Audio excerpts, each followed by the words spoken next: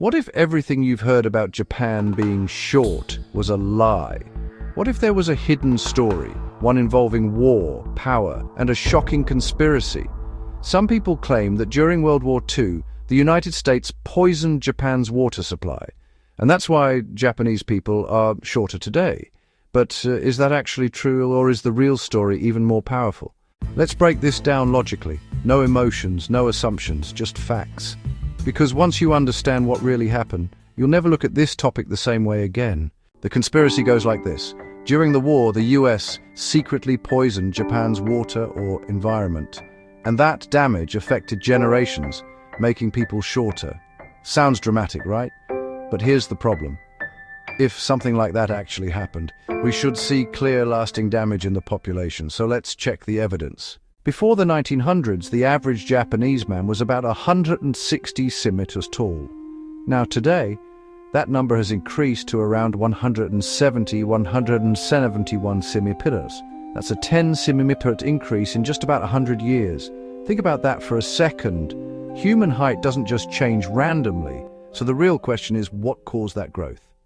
During World War II, Japan faced something very real. Not poisoning, but severe food shortages. People were malnourished, eating less protein, struggling to survive.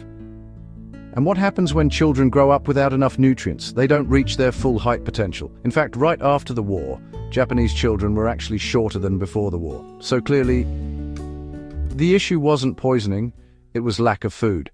Now, here's where things get interesting. Culture.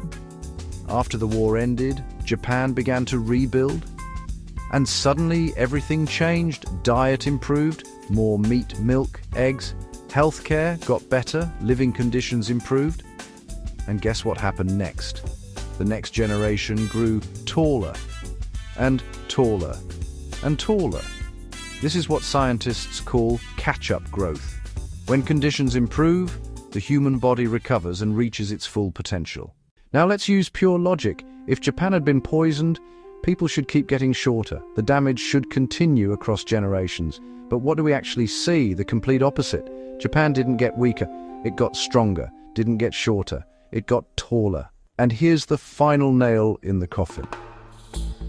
This didn't only happen in Japan. The same pattern happened in Europe after the war, South Korea during economic growth, even countries that are now the tallest in the world.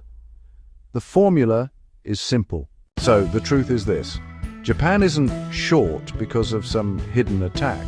It's a story of survival, recovery, and human potential. If you enjoy breaking down myths with real facts, subscribe and stay locked in, because the world is full of stories like this, and not all of them are what they seem.